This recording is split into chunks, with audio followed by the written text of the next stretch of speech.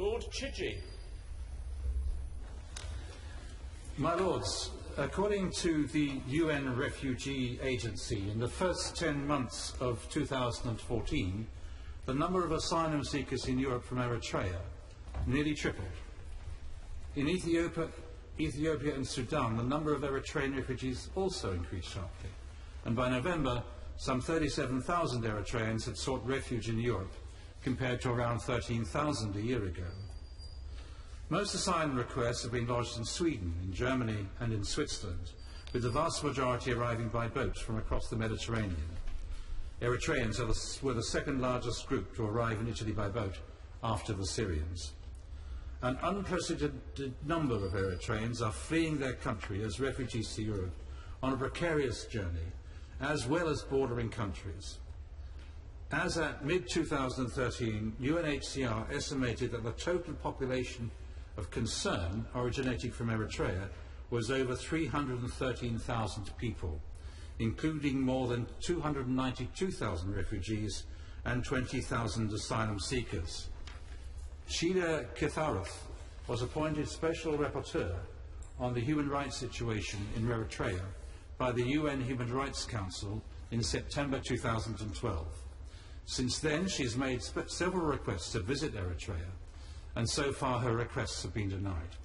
She has nevertheless reported on the situation of human rights in Eritrea, and in her second report in May 2014, she confirmed that violations included indefinite national service, arbitrary arrests and detention, extrajudicial killings, torture, infringement of freedom of movement or assembly and association, and religious belief, and so on.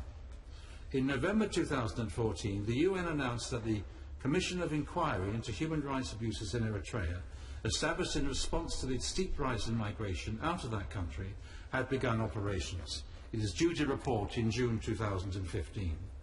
A common argument from Eritrean pro-government supporters is that the exodus of Eritreans is due to economic pull factors. My Lords, if this were the case, one would surely expect to see refugees from other developing countries fleeing in similar epic proportions. They clearly do not. On the other hand, there are apparently numerous human rights violations that incite Eritreans to leave the country, and in this regard, the indefinite national service, arbitrary arrests and detention, or fear of them, are top push factors for flight, according to the Special Rapporteur. According to the reports from the UN Human Rights Council, Eritrea holds many detainees without charge or due process. Some have been imprisoned for over a decade. Others have died in detention. Apparently, detention without recourse to justice is common in Eritrea, there being no avenues for detainees to submit complaints to judicial authorities or to request investigations of credible allegations of humane conditions or torture. There is no independent authority serving on behalf of detainees, and furthermore, detainees and family members do not challenge, allegedly for fear of reprisals. The state does not investigate or monitor conditions in detention centres, nor do they appoint independent monitors to do so. The Danish Immigration Service, DIS, undertook a fact-finding mission to Ethiopia, London and Eritrea in the autumn of 2014, publishing its findings and conclusions in November 2014. The conclusions of the report differed significantly from the body of the text in its interpretations of the causes of emigration, quoting information from UN agencies that could not be verified by the UNHCR. My Lords, supporters of the Eritrean government have nevertheless quoted the report widely in response to concerns about the unprecedented number of Eritreans fleeing the country. The UNHCR published their concerns regarding the methodology used by the DIS, stressing that information ascribed to the UN in the report was not provided by the UNHCR, as inferred. Information provided by the UNHCR about Eritrean arrivals was not included. Instead, the report relied on speculative statements of others. In December 2014, the UNHCR published a detailed point-by-point commentary and critique of the DIS report. They pointed out that the absence of any information on regulatory frameworks for the media, NGOs, research institutes and other actors, and of any assessment of the reliability of information from these sources. My Lords, it's understood that the DAS has withdrawn their report for further consideration. In the meantime, the 17 recommendations made by the Special Rapporteur of the UN Council of Human Rights first report to Eritrea and the international community still stand. In regard to development cooperation, for more than a decade, the Eritrean government has encouraged mining and exploration firms to participate in the exploitation of the country's mineral resources. While major firms have stayed away, possibly aware of the risk of complicity in human rights violations through the use of national service conscripts, a number of smaller firms have acquired mining and exploration licenses. According to Human Rights Watch, these mining firms are walking into a potential minefield of human rights problems, particularly getting entangled with the Eritrean uniquely abusive program of indefinite forced labour, the inaptly named National Service Programme. The programme was originally set at 18 months, but now requires all able-bodied men and most women to serve indefinitely, often for years, with no end in sight, under harsh and abusive conditions. Some conscripts are assigned to state-owned construction companies who have a complete monopoly in their field. The international firms operating in the country are more or less forced to engage these companies as subcontractors, thus supporting indirectly a system of forced labour. The relationship between Eritrea and Ethiopia is arguably the most important and most volatile in East Africa. The fallout between the two former brothers-in-arms initiated a 2-year-long border war in 1998. Apparently triggered by a dispute over the border district of Badme, the war claimed around 100,000 casualties, cost billions of dollars, and remains the main source of instability in the region. Fighting ended with the signing of the Algiers Peace Agreement and establishment of the Ethiopia-Eritrea Border Commission in 2000. The Commission delivered its delimitation decision in early 2002, importantly placing Badme inside Eritrean territory. Initially, Ethiopia refused to accept the Commission's findings and refused to withdraw to the border they had established, leaving thousands of internally displaced people in refugee camps. Ethiopia eventually accepted the Commission's ruling in 2006, but its implementation continues to be the source of severe tension between the two governments. Indeed, the UN Special Rapporteur in Eritrea stated in her second report in May 2014 that she holds the view that border issues should not serve as an excuse for the government of Eritrea to violate the rights of its citizens within its own territory. Furthermore, a sustainable peace is unlikely to emerge as long as conflict is seen in terms solely of border demarcation. The economic, political, cultural and historical links that bind these two states together should be the basis for a sustainable framework for peace.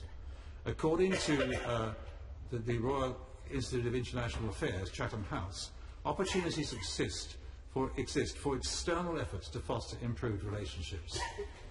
A fresh approach should involve engaging with each country separately rather than immediately attempting to promote dialogue between them. Economic incentives are central to enabling improved relations between the two states, although prospective economic benefits from reopening the border are unlikely to be persuasive, given that they were unable to prevent the war.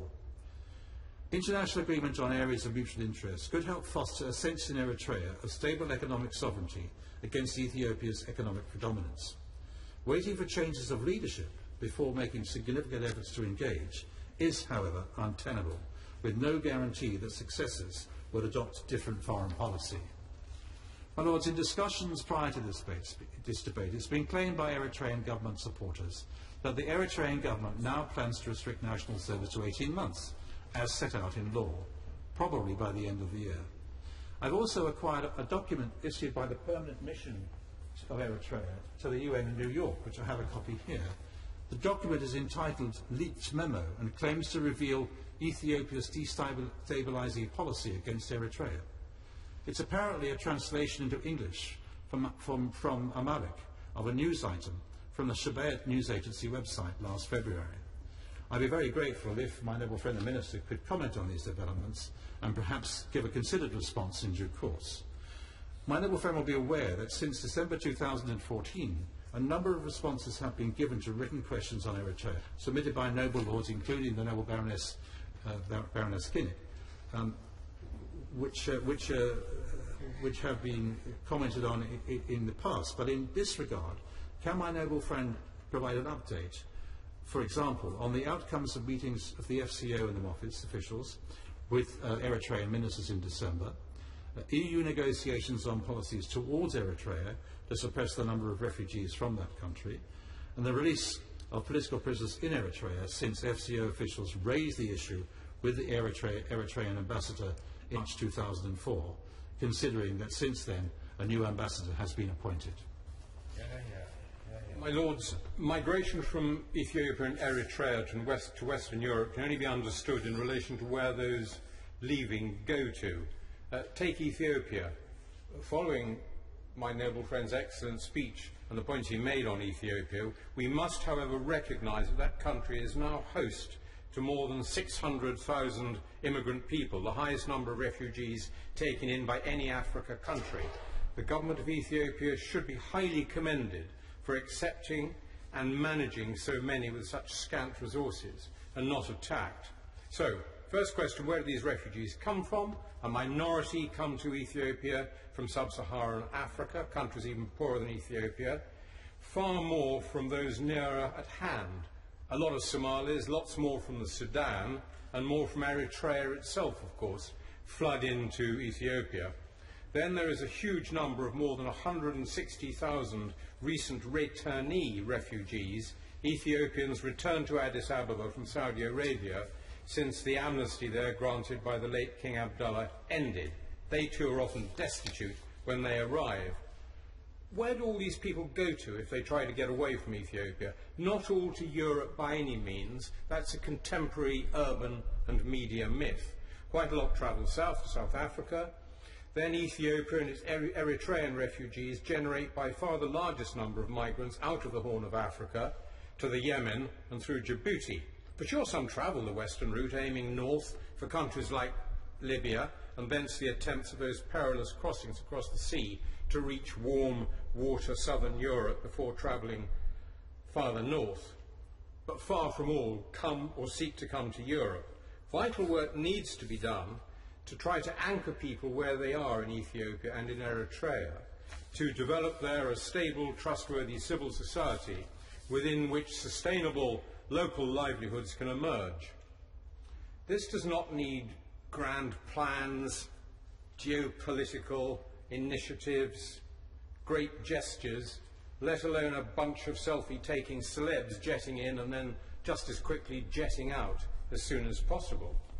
Rather, it needs some money and lots of slogging, grinding, hard work to carry out. Lots are trying to do this. For example, there are 3 outfits in Ethiopia that I know doing just this in the shape of CAFOD, that's the United Kingdom's own Catholic Agency for Overseas Development, and 2 particular sister or brother organisations of theirs from the Caritas network, SCIAF and Trocaire, all working to try to promote sustainable livelihoods that then anchor the otherwise wannabe migrants, whether refugees in transit from the countries I've described, or indeed younger, ethnically born Ethiopians seeking the somewhat illusory betterment that they think they might get abroad from migration. Now, as it happens, my own daughter Mary Claire is not long back from a visit to Tigray in northern Ethiopia with CAFOD, for whom she works, just in time, happily, for this debate, to tell me what it's like on the Eritrean border, marked by just a line of straw across the asphalt track between the 2 countries. The programmes run by these 3 bodies to date have reached over 65,000 people. More than 60% of these are women and girls, which is much to the good. What do these programmes do? They provide training and support on business development and entrepreneurship skills to poor female and male farmers, ex-pastoralists, as well as the urban self-employed, predominantly women and girls. They also help organise farmers into cooperatives and support groups, and they get to the young training in business, finance, numeracy and literacy, and lots more. None of this is easy, nor I think is it easy at the moment for our own government to deal with much of the raucous criticism of our own taxpayer-funded overseas aid budget. I suspect, but I do not know, that much of it directly or indirectly goes on trying to help people in the end to stay put, not migrate, to be where I think all of us want to be, and that is at home if at all possible. Now, I say to my noble friend, the Minister on the bench, perhaps figures are available. And if figures to this end are available, I think they might persuade more of our fellow citizens that the overseas aid budget is well spent on trying to anchor the otherwise migrant inclined. My Lords, I will briefly at the outset touch on the situation in Ethiopia. With an election looming in Ethiopia in May, we learned that country's media is being decimated, the right to free expression continues to be denied, and at least 60 journalists have fled the country since 2010. The reality is that the Ethiopian government cannot tolerate independent voices being raised or information and analysis disseminated. Intimidation, harassment, threats and unbearable pressure is being put on those whose voices are raised against policies that threaten political opposition. Both Eritrea and Ethiopia have a Marxist-Leninist heritage. Ethiopia is still effectively controlled by the Tigray People's Liberation Front through a system of ethnic federalism, and although there has been some improvement, we have to ask how it can be that the 2010 election, the EPRDF, won 90% of the vote. I particularly at this stage commend the work of Human Rights Watch, which argues relentlessly for recognition of the effects of the Ethiopian denial of fundamental rights and the need for their friends and donors to speak out on the issues which are of life and death proportions to so many brave people. My Lords, in 1988 I travelled to Eritrea, a country which was at war at the time with Ethiopia. Since 1962 they had been deadly enemies, and indeed tensions and conflicts have characterised all the years since then.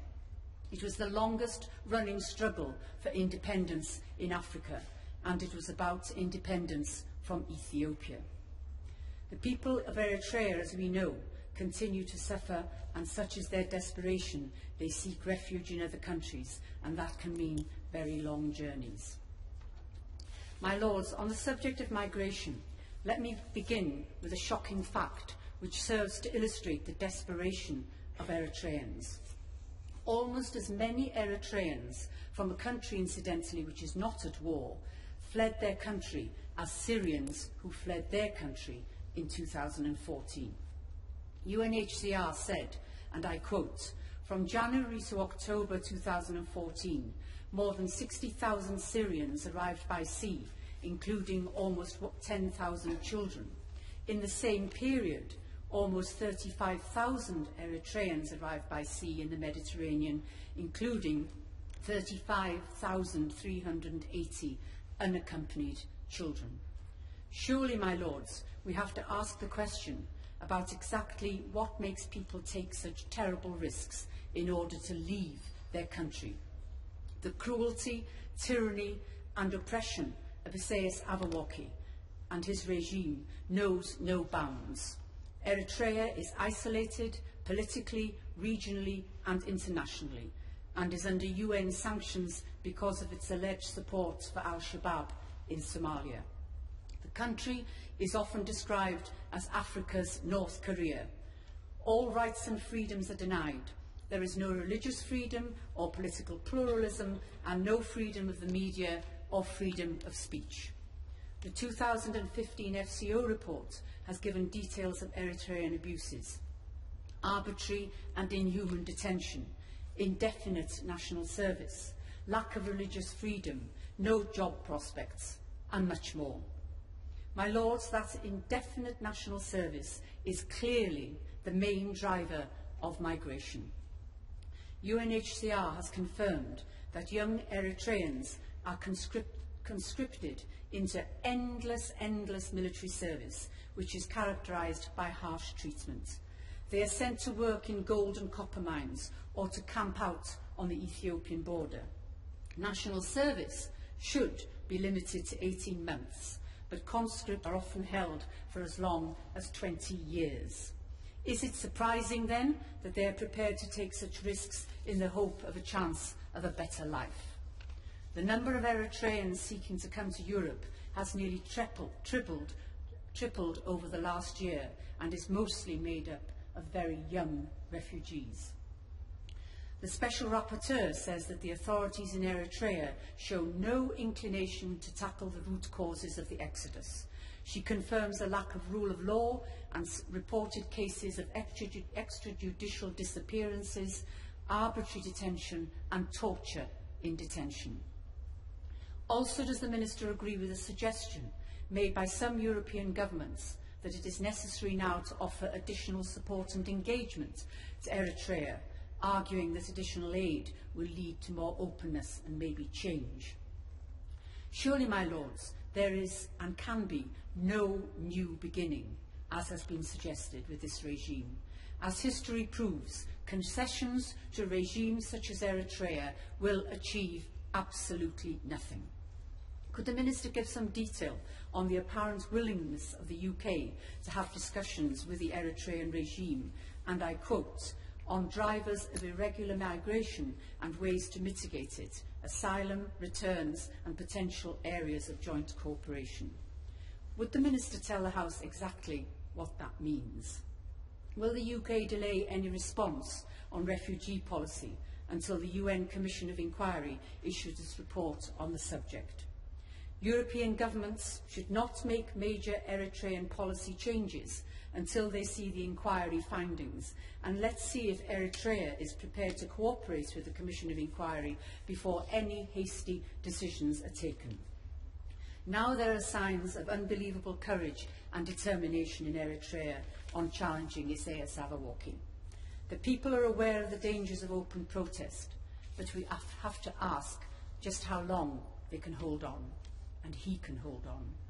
We must urge the EU and others to make sure that the UN Commission is given clear and urgent access.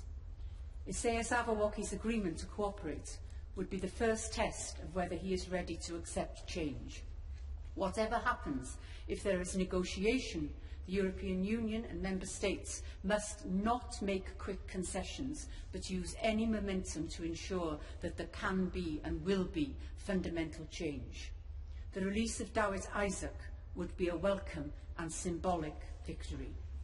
My final point relates to what are routinely called irregular migrants. These people arrive in Calais having endured a terrifying journey, and then they are treated as if they are economic migrants. This is clearly not what persuades them that they must leave Eritrea. Many other African countries are just as poor as Eritrea, but their citizens don't come to Europe in their thousands as they are doing from Eritrea now.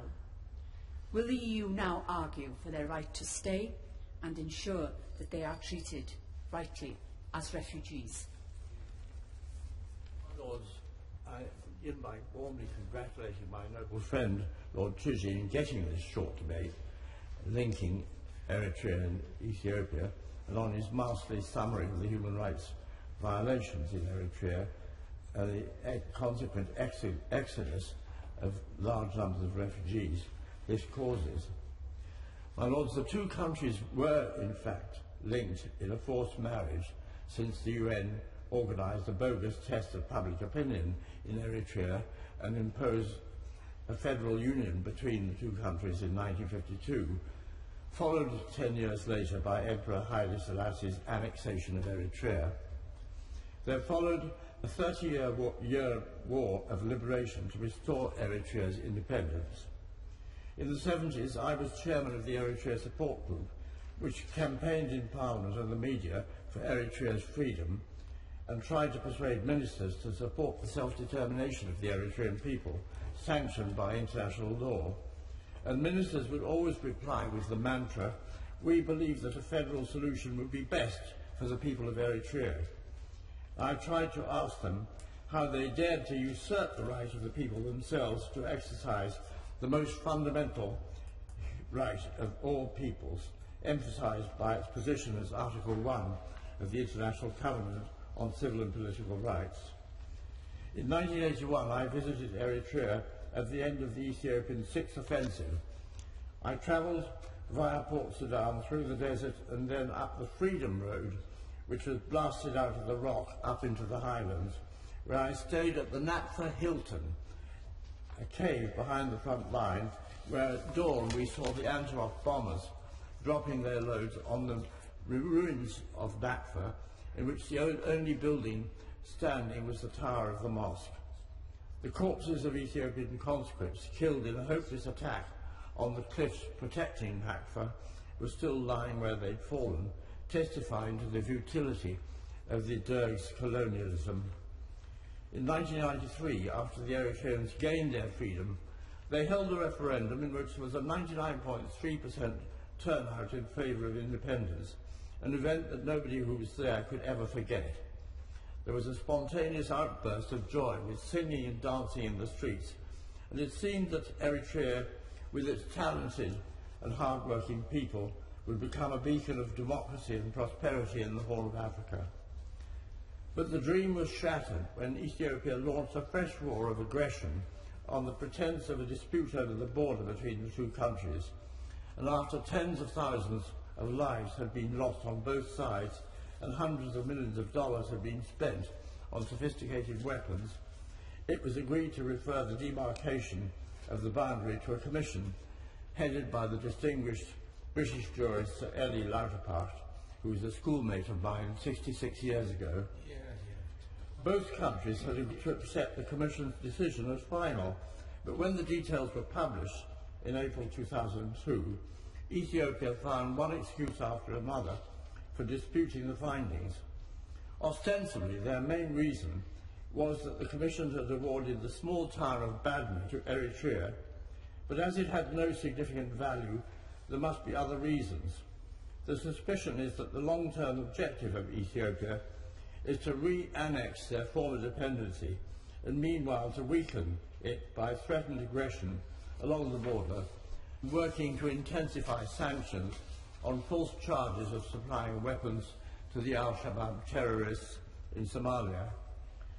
The Ethiopians unlawfully occupied territory all along the border, which should have been demilitarized under the settlement, and Eritrea has forced to maintain large armed forces as a precaution against further military attacks by its bullying neighbour. That was their justification for the much criticised imposition of indefinite military service mentioned by my noble friend. The Eritrean ambassador told us that from last November, conscription was limited to 18 months and that conscripts wouldn't be required as before to perform civilian work such as road building, earning no more than $30 a month. Thousands of young people are fleeing the country every month, and Eritreans are the most numerous of those attempting the risky crossing from North Africa to Europe, in which so many lose their lives. There is hope now that the flood of Eritrean asylum seekers will be abated and that the economy will receive a boost from the extra labour in the private agricultural sector from the release of the indefinitely conscripted young people in the system.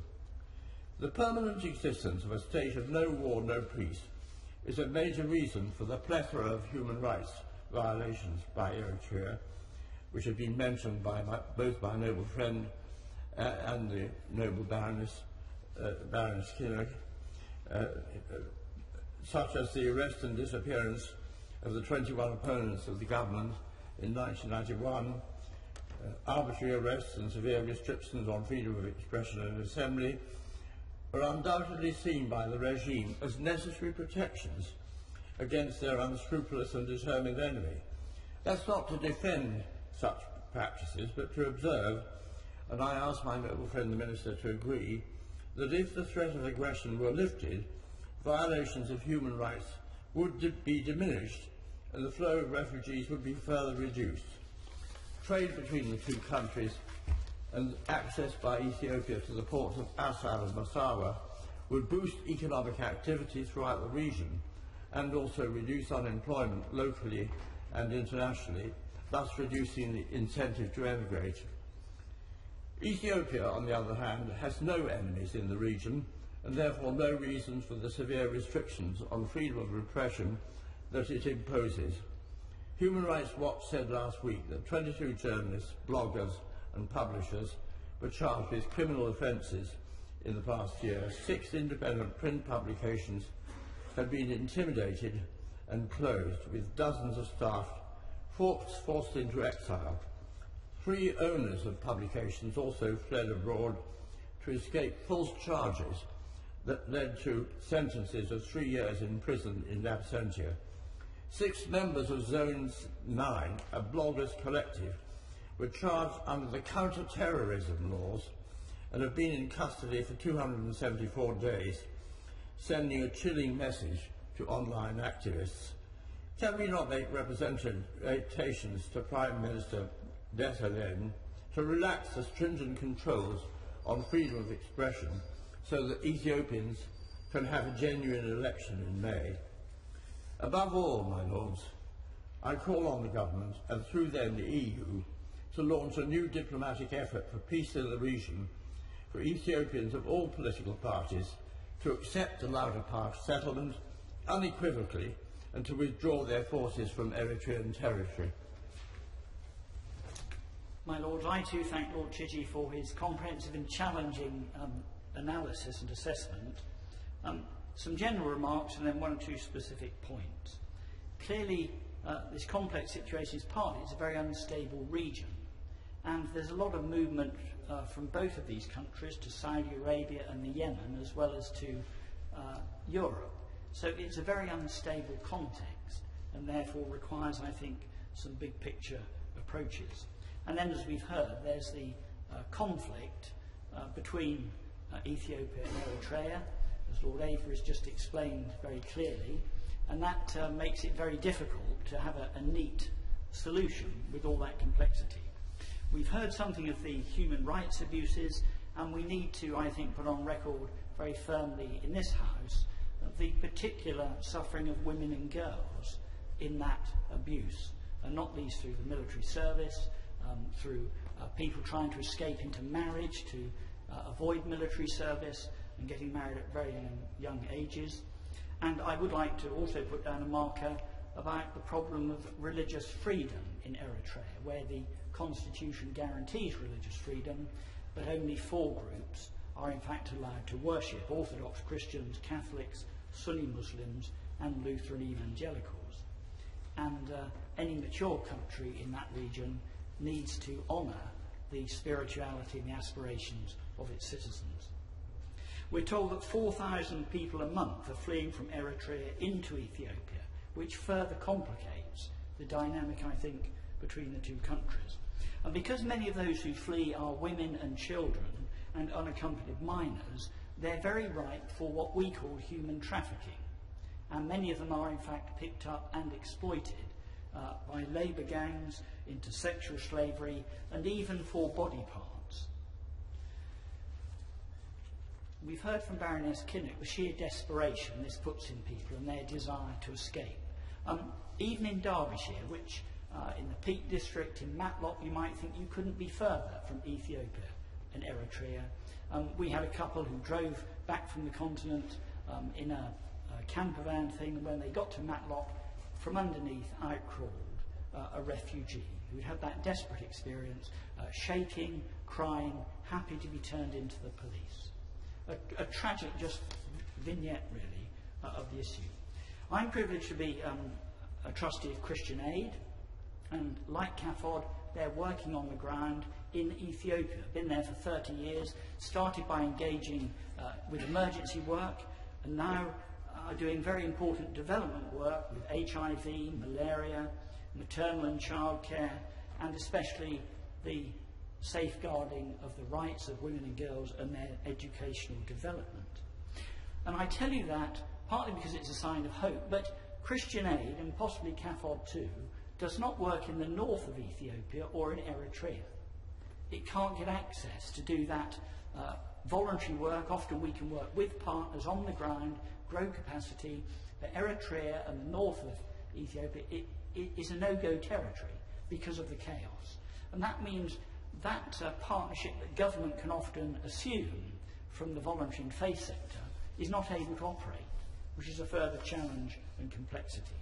And I think the migration, and as we experience in Western Europe, is simply a cry for help and shows us the scale and seriousness of government malfunction and the complexity of the history that we're looking at. And therefore it would seem to me that there has to be an approach that is not just bilateral with these countries, trying to work with their difficult histories and tensions, but we have to ask our government to work with the EU, the UN, through the Foreign Office, and really try to not just look at the political possibilities, but try and engage voluntary and faith sectors to work with the desperate need on the ground, especially in northern Ethiopia and in Eritrea, where there's all this suffering and no real access to giving help. So I'd be interested if the Minister could comment on the overall strategy and how working with Europe and the UN might give some hope, besides bilateral things. If the Minister could comment on any representations about honouring religious freedom in Eritrea, and if the Minister could comment on how voluntary and faith groups might assume the partnership they often have with governments in other needy areas to offer some support and development on the ground within the context of the complex political situation. Lords, I'm very grateful to the Noble Lord Chiji for securing this short debate. I have to thank the Noble Lord Avery for introducing me to Eritrea in the year 2000 during a lull in the war with Ethiopia. The next phase of the war, the Eritreans did not do so well. The war ended in a rather unsatisfactory ceasefire a year or so later, and it's followed by actually subsequent developments were described extremely well by the Noble Lord Avery. Subsequent developments in the economically damaging state, which Noble Lord described as no war, no peace, have been, as I said, well discussed by Noble Lord Avery. The unresolved border tension, as several Noble Lords have said, is having a major impact on Eritrea's economy. Less so, I guess, than in Ethiopia, because of a much bigger population.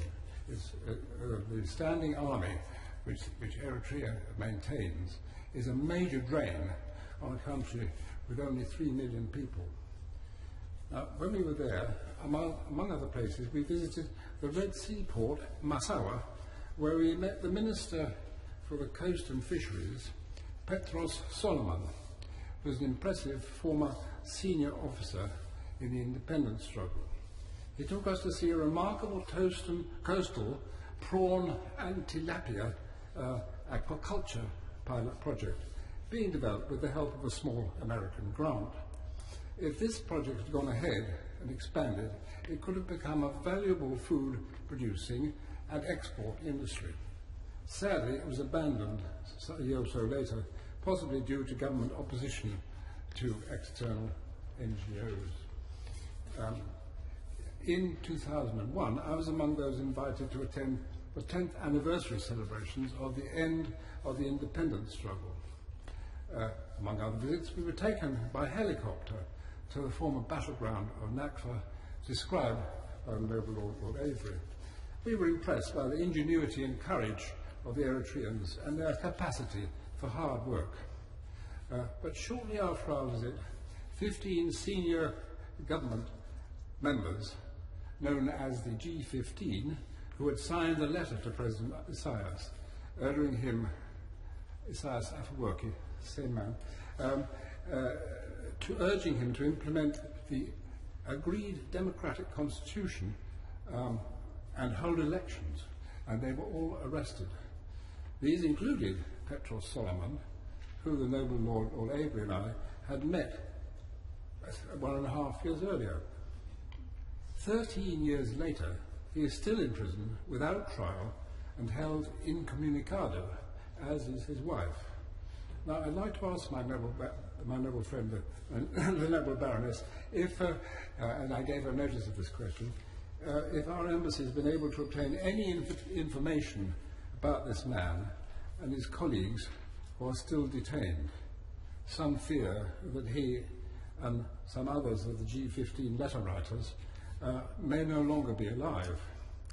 There are other long-term political prisoners, including a number of journalists known as the 31, whose fate is unknown, and there almost certainly are many more. Human Rights Watch and Amnesty International have condemned these and other arrests and disappearances, as the noble Baroness is fully aware. And as all other speakers have said, in Eritrea there is compulsory conscription from the national service. Not all of it is military. Some of it consists of what can be euphemistically called vocational training. Pay is very low, pocket money if you're lucky. And there's also the large standing army which has to be maintained because of the tension with Ethiopia. This is something which the country can ill afford. It's alleged that many national service recruits are being used virtually as slave labour in poor conditions in ore-producing mines. The government, Eritrean government denies this. Perhaps the noble Baroness has some information on this.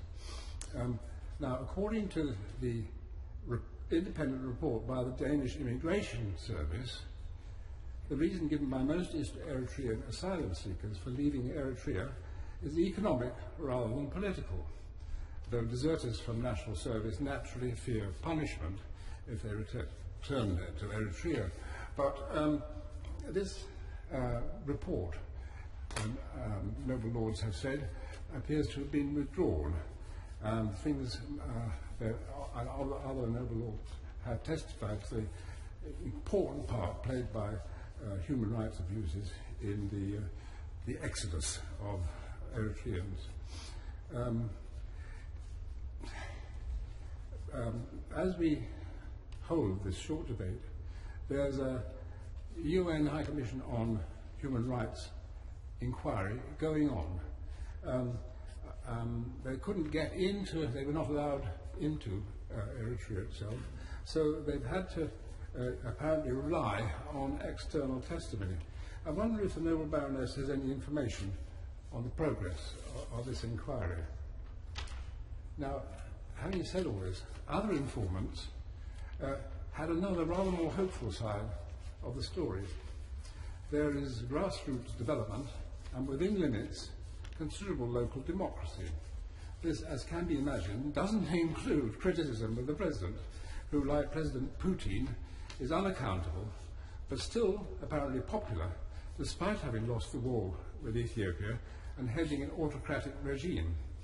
As in Russia, support for the president is strongest in provincial and rural areas. In part, this is due to the policy of land reform, which grants land, all of which is state-owned, to landless farmers on equitable long-term leases. WHO and UNDP have praised the effectiveness of Eritrea's anti-malaria program and their collaboration with external advisors in public health. They've achieved the Millennium Development Goals in education and maternal and child health. And this is not just Eritrean government information, it comes from the United Nations. Their expansion of free education and healthcare is well ahead of most other countries in Africa. Eritrean support of al-Shabaab in Somalia is, of course, is denied by the regime's supporters, who say that, in fact, Eritrea has its own jihadist problem. And I'd be interested to know if the noble Baroness has direct evidence of this alleged Eritrean involvement in Somalia. Could this possibly be Ethiopian propaganda? Eritreans are actually intensely proud people and respond negatively if told what to do. They're determined to pull themselves up by their own bootstraps, hence their rejection, often to their own detriment, of many projects by aid agencies, whether official or non-governmental, and their stringent conditions for accepted, actually much needed inward investment. They're determined not to be exploited by multinational corporations. It would be very useful to hear what the UK's experience of investment in capital projects has been in Eritrea. Now, I would suggest that, as with other long drawn-out conflicts, discussion, perhaps initially behind closed doors, is more likely to lead to an acceptable outcome than open confrontation or sanctions. Now, having said that, political prisoners such as Petros Solomon, that I spoke about, must be released, or at least be tried in open court. Their continued detention without trial and the failure to implement independent Eritrea's agreed democratic constitution are major factors blocking the development of normal relations between Eritrea and the rest of the world. My Lords, may I congratulate Noble Lord Chiji on securing this very important debate, and congratulating in particular for his illuminating introduction. Now, the tragedy unfolding in Eritrea and Ethiopia is impacting directly on us here in the UK and across the EU, and that little picture that we had from the Lord Bishop was indeed something that really tugs on your heartstrings. It's another example of how we can't isolate ourselves from the problems of the world. We can't haul up the drawbridge and hope that the situation will go away. There are hundreds of thousands of innocent people who are desperate in both these countries, so desperate that they're prepared to risk everything, and I mean everything, to start a new life. Not just here in Europe, as people have said, they're going to other countries in Africa as well. There's no doubting the seriousness of the situation, in particular in Eritrea. Eritreans and Ethiopians, as has been suggested, are the main nationalities of the irregular migrants seeking asylum in the EU, apart from the Syrians. They come either by land, normally through Lebanon and Syria, into Turkey and the Western Balkans, and then onto the EU, or by sea, often using Tunisia or Alexandria in Egypt as their key point of departure. And I'll ask the same question as my noble friend Baroness Kinnock asked it. What are they fleeing from? What's driving this mass exodus, which includes not just women and children, but thousands of unaccompanied minors? The simple answer to this is that neither Ethiopia nor Eritrea are functioning democracies. Although both Ethiopia and Eritrea are suffering real problems, there is no scope to influence activities in Ethiopia. It does seem in the past to have been a modicum of free speech and a free press in Ethiopia, although the government's intolerance of dissent seems to be increasing significantly in the face of general elections in May. There have been large-scale arrests of protesters and a crackdown of opposition opponents. This is particularly true in the Oromo region, where at least 5,000 people have been arrested as a result of their opposition to the ruling party. But if we think the situation is bad in Ethiopia, it is truly catastrophic in Eritrea, where all freedoms were suppressed in September 2001. There's no religious freedom, as we've heard the Bishop of Durham underline, no political pluralism, no independent press at all in the nation. And this forced an interminable military service to fight the unending border war with the neighbours in Ethiopia is clearly a real problem which is driving people from the country. There are some key points which we'd like the government to take on board. We believe that all pressure possible should be brought to bear, in particular on the Eritrean regime, to give way to a democratic government which respects human rights and the wishes of its people. Now, what this doesn't mean is attempting to start a new relationship with the existing Eritrean authorities through providing unconditional aid. I'd like to ask the Minister, given the failure of all previous attempts to engage in a meaningful way, does the government really believe that the regime can respond positively? Does the government agree that unless there's been a clear and verifiable evidence that human rights in Eritrea have improved, that there should be no new beginning with the regime?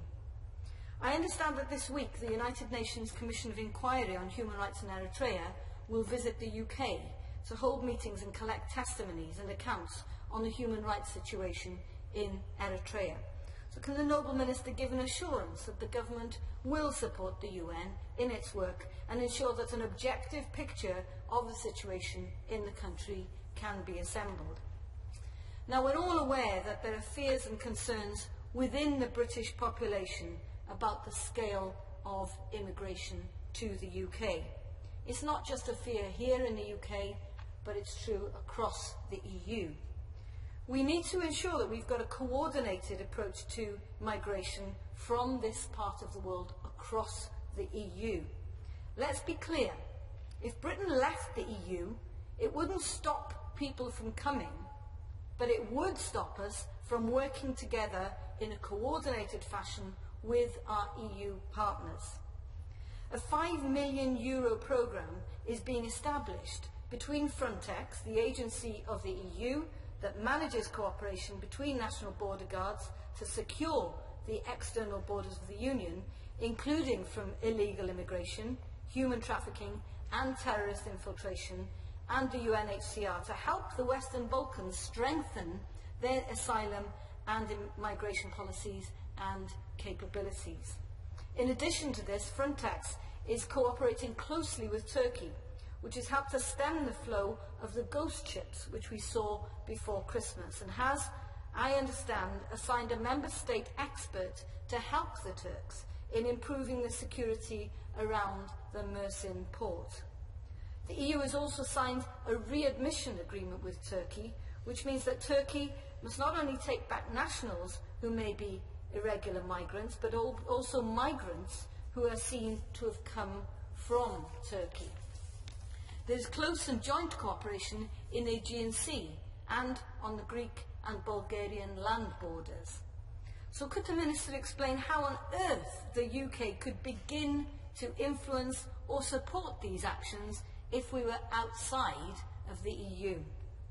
We shouldn't underestimate the people who are seeking to benefit from people's immense suffering, the people traffickers who extort thousands from these desperate people.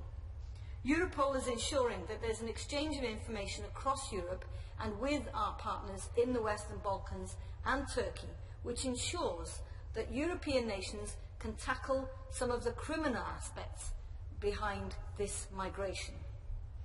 We should be clear, however, that none of this will stem the flows out of Ethiopia and Eritrea.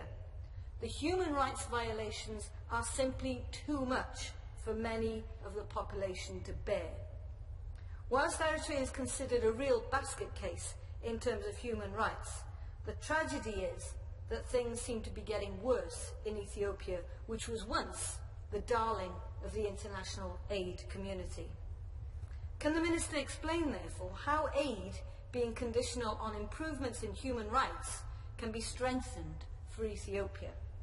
And can the Minister outline how we can offer more support to Eritreans in the camps in Sudan and Ethiopia? And finally, can the Minister clarify the situation in relation to migrants from these two countries when they arrive in the UK? What proportion are termed irregular migrants? What proportion are given asylum status? Is there any recognition of the fact that there are many desperately poor countries in Africa, but the poverty and economic migration does not explain the disproportionate numbers arriving from these two countries? My Lords, I add my congratulations to my noble friend for securing today's debate, and I'd also like to commend the important work of the various all-party groups of which the Noble Lord is an active member, including the all-party group on Africa. As my noble friend has described, there are a few more moving stories than those of migrants who undertake such perilous journeys to reach Western Europe. and sometimes lose their lives in the process. And the noble Lady Baroness Morgan of Ely has just described that graphically too. Today's debate is therefore a welcome opportunity to discuss an issue that clearly links the United Kingdom and our partners in Africa, and indeed our partners in the European Union, in our work to reduce the need for migration and the need for unsafe migration. My lords, the government has made it very clear that the international community must act together to reduce the risk of migrants losing their lives or falling prey to the traffickers. Migrants make the journey for a number of reasons, whether seeking more economic opportunities or to escape human rights abuses and persecution. And I'll come in a moment to some of the more specific points which noble lords have made on that matter. Poverty and instability in the Horn of Africa drives individuals to seek a better life in Europe and beyond. For those who can't leave, these same factors contribute to an environment in which fundamentalism and extremism can prosper. Tackling illegal migration to the EU from the Horn of Africa is therefore clearly in our interests and that of all countries in the region. We must address the problem at its source, and the UK is committed to playing its part. My lords, the noble Lord Ray in particular asked questions about Al-Shabaab, about the terrorism link with regard to that, and he mentioned the issue of the United Nations Somalia and Eritrea Monitoring Group. My lords, I understand that Eritrea denies any support for Al-Shabaab but continues to refuse entry to the monitoring group. We urge them to cooperate fully with the group's work. I'm entirely as one with the noble Lord Reed on this matter. My lords, cooperation through our European Union partners. Clearly that is important. I was asked about it also not only by the noble Lady Morgan, but also the noble Lady Kinnock, and also by my noble friend Lord Chidgey and the Right Reverend Prelate. My lords, in addition to our bilateral work with key regional partners, we do play an active role in the new EU-African Union Khartoum process. That includes, of course, Ethiopia and Eritrea, supporting dialogue and cooperation to tackle people smuggling and human trafficking in the region. And I can say to the noble Lady Morgan, the position of the Prime Minister is that we will negotiate a successful resolution to our relationship with the European Union, and therefore in any future decision by the British people we would put a very positive case and would certainly hope that the result would remain part of that. But that is, of course, the result of successful negotiation by my right honourable friend Philip Hammond, who has been travelling around our colleagues' countries, the rest of Europe, taking soundings and getting some very positive results, more positive perhaps than some of the press make clear, on some of the issues that we've been broaching. There's still a long way to go.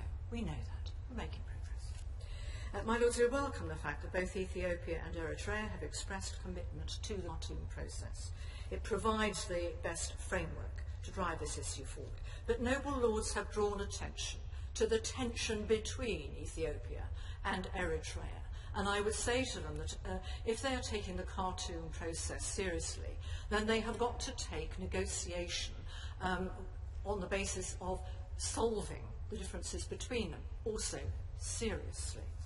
So, my lords, as a member of the core group of the EU and AU members, member states, the steering group of the whole issue of how we take this process forward, my lords, we as a country are keen to ensure we maintain momentum and the process itself leads quickly to concrete projects that combat the smuggling and trafficking.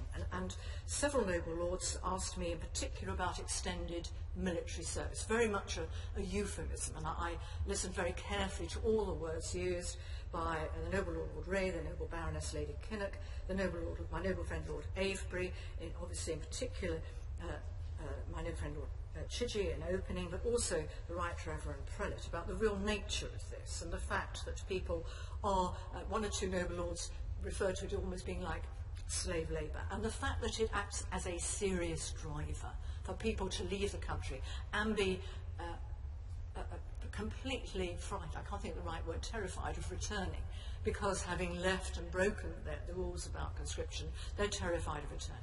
And that's why some of the figures of asylum grants by us to Eritreans look so high. It's because clearly there has been a concern about them returning to that country, given the reasons for their leaving. So, my lords, we did indeed have a visit by Joint Home Office and Foreign Office officials in December, and they looked at the drivers of migration, in particular discussed the matter of extended military service. And I can say to my noble friend Lord Chidgey that this was a useful starting point for further cooperation. A similar visit to Ethiopia is planned for the near future. But with regard to the visit to Eritrea, the Eritrean government representatives assured my colleagues that the officials from the FCO assured them that the term of service will be strictly limited to 18 months military service, and indeed I have been briefed by those officials today. So, my lords, the undertaking has been given. It's a matter now clearly of making sure that that is put into practice. My lords, of course, the noble Lord Ray made the very valid point that not everybody fleeing Eritrea is fleeing persecution. It is the strong economic reason that is behind their fleeing, and the 18 months extension of the 18 months military service almost to, well, there was no knowing when it was going to finish. What an awful position to be in. So, my lords, that's very different from some of the drivers that one sees for fleeing from Syria. My lords, the matter of development assistance was raised by my noble friend, Lord Patton. He asked about the role of aid. I can say to him that we are firmly committed to the use of aid in ensuring that there is security and prosperity in countries that currently experience neither of those. And our total spend generally over all countries in 2013 was almost £11.5 billion, second only behind the USA in overall volume, and we do believe this is helping to change the lives of many millions of ordinary citizens across the Horn of Africa. In particular in Ethiopia, last year our funding allowed over 1.6 million children to go to primary school, helped 110,000 mothers give birth safely, and provided clean water for over 250,000 people. And our funding is also helping Eritrean refugees who are in Ethiopia, particularly with shelter and support to unaccompanied minors, as well as warning refugees of the risks of illegal migration.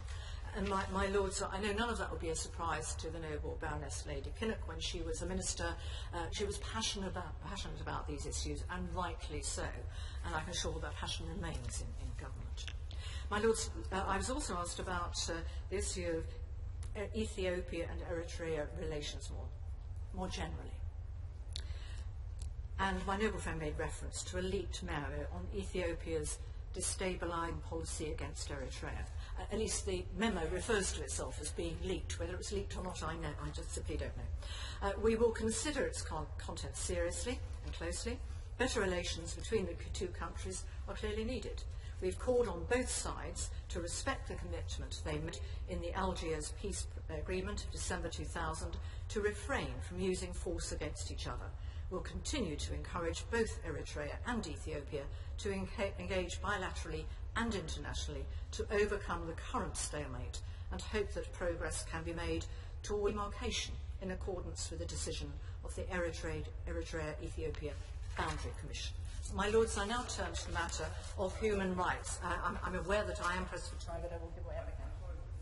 My noble friend, but could she not recognise that the Algiers agreement was final and binding, and that both parties had agreed to accept it? So there's no question of negotiations or variations on the settlement. They must both accept it, and in particular, Ethiopia must agree to the border that was determined by the British Judge Reichenbach. International agreements, once entered in, should be adhered to, and I hope that the Russians hear that with regard to the Minsk process with regard to Ukraine. I agree with my noble friend about the importance of keeping one's word. My lords, of course, much attention was drawn to the issue of human rights, and rightly so. My lords, if I can summarise very rapidly indeed, the noble Lady Kinnock, my noble friend Lord Avebury, the noble Lord Ree, my noble friend Lord Chidgey, and the Right Reverend Prelate, the Bishop of Derby, all raised issues. Can I say briefly with regard to the matter of Petros, my lords, we are aware, of course, of the case of Petros. I'm afraid I can give the noble Lord Ree no comfort. We do not have any assurances about his well-being, despite consistent efforts to obtain them, but we will continue to call for his release. There are human rights abuses across the board. The Right Reverend Prelate raised that of religious freedom, and I would say that we will continue to look very carefully at the matters that he raised, because clearly those are abuses which have occurred, and as he rightly says, particularly against groups which are not registered under the Eritrean system. My lords, there was a reference to the issue of the detention of political prisoners, of journalists. We certainly try to establish the facts. There are still other journalists in detention, even though there's reports that 6 have been released. And there was a reference to the Swedish Eritrean journalist David Isaac, who is still indeed under arrest. My lords, with regard to all these matters, we do not give up. Just because it's too difficult, we do not give up in pursuing our relationship with these two countries. Walking away would leave those who are the victims of persecution and misbehaviour by governments, would leave them in a perilous position, more perilous than they currently face. So the commitment of this government is it's a challenge that requires a global response, a long-term response to a difficult problem. My lords, we will all keep trying to ensure that as an international community we do our best to tackle it for the sake of those behind the traffickers and behind governments who do not have good governance.